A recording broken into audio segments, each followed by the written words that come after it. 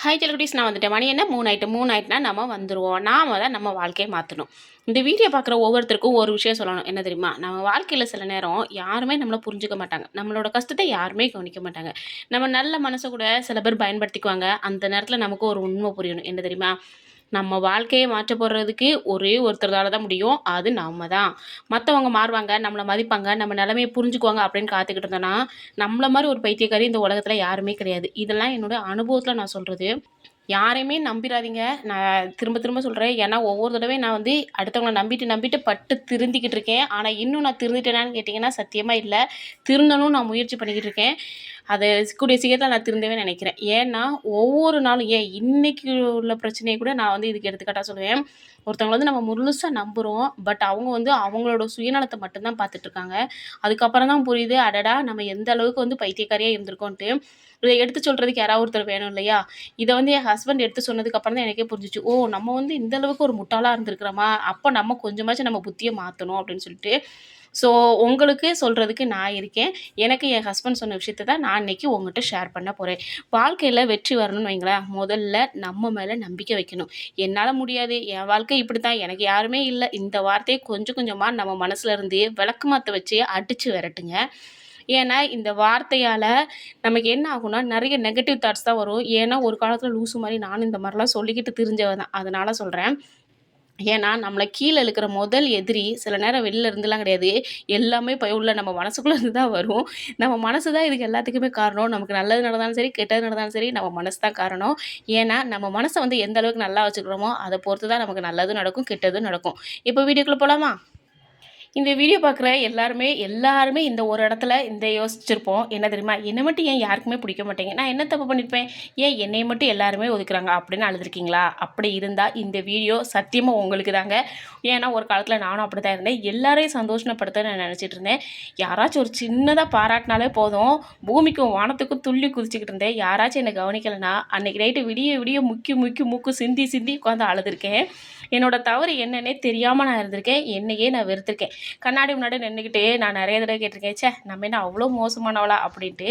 ஆனா ஒரு நாள் என்னோட வாழ்க்கைய மாற்ற ஒரு உண்மை வந்து புரிஞ்சுச்சு. என்னது தெரியுமா? நம்மள மதிக்காதவங்களுக்காக நம்ம சந்தோஷத்த ஏன்டா பலி கொடுக்கணும் அப்படின்னு நான் அதுக்கப்புறம் யோசிக்க ஆரம்பிச்சேன். ஒருத்தர் நம்மள விட்டுட்டு போனதுனால நம்மளோட மதிப்பு குறைஞ்சிருமா? இல்ல. ஒருத்தருக்கு ஒரு பூவ பிடிக்கும். ஒருத்தவங்களுக்கு இப்போ உங்களுக்கு இதுல எத்தன பேருக்கு மல்லிகை பூவ பிடிக்கும்? சொல்லுங்க பார்ப்போம். ஒரு 100ல 90% பேருக்கு கண்டிப்பா மல்லிகை பூ பிடிக்கும். அதுவே அந்த 10% பேருக்கு சத்தியமா மல்லிகை பூ பிடிக்காது. அவங்களுக்கு கனகாம்பரம் பூ பிடிக்கலாம், பிச்சி பூ பிடிக்கலாம், ரோஜா பூ பிடிக்கலாம்.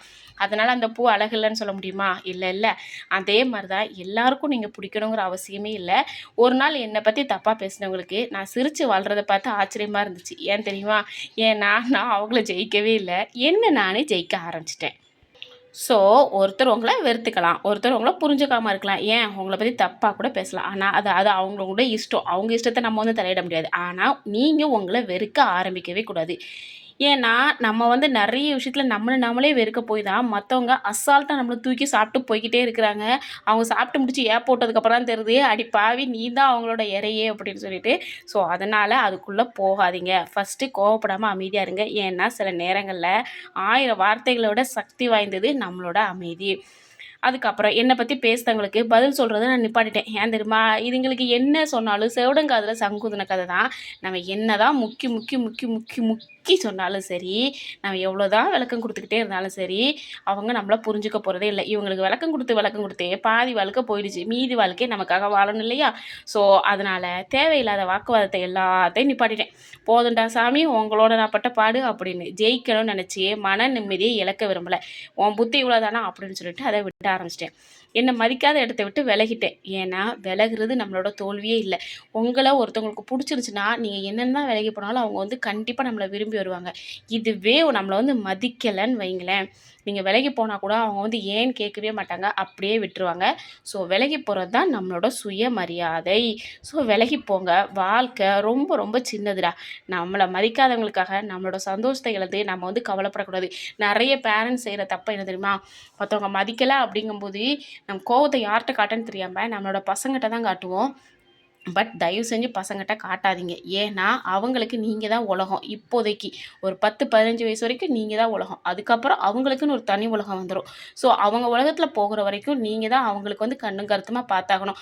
அந்த கண்ணும் கருத்துமாக பார்க்கறத விட்டுட்டு இப்போவே நாயை பேயை பிசாசான்னு சொல்லிட்டு நீங்கள் அடிச்சிங்கன்னா நம்மளும் இதே மாதிரி மாறும் இல்லையா? அப்போ பசங்க நம்மளை திட்டுறதுக்கு வாய்ப்பு எக்கச்சக்கம் இருக்குது.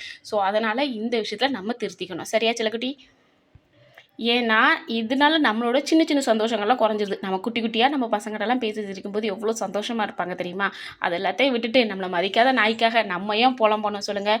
ஸோ ஒரு நாள் உங்களை மதிக்காதவங்க உங்கள் வளர்ச்சியை பார்த்து கண்டிப்பாக ஆச்சரியப்படுவாங்க. ஆனால் அது வரைக்கும் நீங்கள் அழ வேண்டிய அவசியம் இல்லை. உங்கள் பிள்ளைங்களை வந்து திட்ட வேண்டிய அவசியமும் இல்லை. உழைங்க, நல்லா உழைச்சி எடுங்க. நல்லா உழைக்கணும், வளரணும், உங்களை நீங்கள் நேசிக்கணும். இன்னொரு விஷயம் சொல்லிட்டாடா, யாராவது உங்களை தவிர்க்கிறாங்கன்னு வைங்களேன், அது கடவுள் இன்னும் உங்களை நல்ல மனுஷங்கிட்ட கூட்டிகிட்டு போகிறாங்கன்ட்டு தான் அர்த்தம். ஸோ அதனால் நீங்கள் என்ன வேணாலும் என்னை வந்து போக சொல்லுங்கள், எனக்கு ஒரு பிரச்சனையும் இல்லை. உன்னோட பெஸ்ட்டாக கடவுள் எனக்கு கொடுக்க போகிறாருடா அப்படின்னு நீங்கள் நினச்சி பாருங்களேன். போனது போனதாகவே தெரியட்டும். நமக்கு வந்து இனிமே வர்றது பெஸ்ட்டாகவே இருக்கட்டும் அப்படிங்கிற ஒரு எண்ணம் நமக்கு வந்து வர ஆரம்பிச்சிடும். ஸோ எல்லா பிரிவுமே ஒரு புதிய தொடக்கத்துக்கான கதவு தான் சொல்லுவாங்க தெரியுமா? எல்லா கதவையும் கடவுள் பூட்டினா கூட ஏதாவது ஒன்று வந்து திறந்துருக்கும். அதை திறந்து நான் உள்ளே போயிடுவேன் அப்படின்னு சொல்லிட்டு. ஸோ பூட்டுற கதவு தான் திறக்கும். நமக்கான கதவு கண்டிப்பாக திறக்கும். இந்த வீடியோ பார்க்குறவங்களில் யாராவது என்னை யாருமே புரிஞ்சுக்க மாட்டேங்கிறாங்க அப்படின்னு நீங்கள் நினச்சிக்கிட்டு இருந்தீங்கன்னா, இந்த ஒரே ஒரு வார்த்தையை மட்டும் நன்னில் வச்சுக்கோங்க. எனக்கு நான் தான் பெஸ்ட்டு. எனக்கு யாரும் தேவையில்லை. நான் என்னை நேசித்தா போதும், மற்றவங்க என்னை நேசிக்கிறது ஈஸியாக வந்துடுவாங்க அப்படின்னு. ஏன்னா உங்களுடைய மதிப்பு யாருடைய அங்கீகாரத்தையும் சார்ந்ததில்லைப்பா. சரியா? நாளைக்கு நீங்கள் இன்னும் நல்ல வாழ்க்கை வாழ போகிறீங்க. நீங்கள் நல்லா சிரிக்க போகிறீங்க, ஜாலியாக இருக்க போகிறீங்க, உங்களை நீங்களே ஜெயிக்க போகிறீங்க. இன்றைக்கி உங்களை புறக்கணிச்சவங்க எல்லாருமே ஒரு நாள் உங்களை மதிக்க வேண்டிய நிலைக்கு கண்டிப்பாக வருவீங்க. அது வரைக்கும் வருவாங்க. மெயினாக வருவாங்க. அது வரைக்கும் அமைதியாக நம்பிக்கையோடு உங்கள் பாதையில் போய்க்கிட்டே இருங்க. அதை விட்டுட்டு ஃபீல் பண்ணினேன், அவளை நினச்சி கவலைப்பட்டேன், என்னை யாரும் புரிஞ்சிக்கலை, நான் ஏன் இப்படி இருக்கேன், நான் மட்டும் ஏன் இப்படி கோமாளித்தனமாக இருக்கேங்கிற வார்த்தையை ஃபஸ்ட்டு விடுங்க. ஏன்னா அந்த பைத்தியக்காரத்தனத்தெலாம் நான் நிறையா பண்ணியிருக்கேன். இது எல்லாமே அனுபவத்தில் சொல்கிறதா உங்களுக்கு நல்லாவே புரியும். என்னுடைய சேனலை இப்போ தான் ஃபஸ்ட் டைம் பார்க்குறீங்களா இருந்தால் உங்களுக்கு புரியாது. பட் என்னுடைய சேனலை ஃபஸ்ட்லேருந்தே லாஸ்ட் வரைக்கும் இப்போ பார்த்துட்டு இருக்க எல்லாருக்குமே தெரியும். நம்ம வந்து அடுத்தவங்களோட கதையை சொல்ல மாட்டோம். நம்மளே செருப்படி வாங்கின கதையை மட்டும் தான் சொல்லிக்கிட்டு இருப்போம். ஸோ கண்டிப்பாக புரிஞ்சு நடந்துக்கங்க. எனக்கு சொல்லித்தரதுக்கு யாருமே இல்லை. ஸோ உங்களுக்கு சொல்லித்தரதுக்கு நான் இருக்கேன். அதனால தான் நான் இவ்வளோ தூரம் உங்களுக்காக பாடுபட்டு சொல்லிக்கிட்டு இருக்கேன். வேறு என்ன சொல்லலாம்? இந்த வீடியோ உங்களுக்கு பிடிக்கும் நம்புகிறேன். யாராவது ஒருத்தர் இந்த வீடியோ மூலமாக நீங்கள் வந்து மாறினீங்கன்னா அதோட சந்தோஷம் எனக்கு எதுவுமே இல்லை. ஸோ உங்களோட லைஃப்பில் வந்து ஒரு சின்ன மாற்றம் வந்தாலும் எனக்கு கமெண்ட்டில் பண்ணுங்கள். என்ன மாதிரி நிறைய சகோதரிகள் ரொம்ப ரொம்ப சந்தோஷப்படுவாங்க. ஏன்னா அவங்களுக்கு இது எல்லாமே ஒரு மோட்டிவேஷன் தான். இந்த மாதிரி மோட்டிவேஷன் வீடியோ டெய்லி உங்களுக்கு வேணால் என்னுடைய சேனலை லைக் பண்ணிட்டு ஷேர் பண்ணிட்டு சப்ஸ்கிரைப் பண்ணி வச்சுக்கோங்க. டெய்லி நான் உங்களோட வந்து என்னுடைய கதையை நான் உங்களுக்கு சொல்லி உங்களோட லைஃப்பை மேலே மேலே தூக்கி விடுவேன். ஓகேவா? இதோட இன்றைக்கி வீடியோ முடிச்சுக்கலாம். டாடா, பைமா.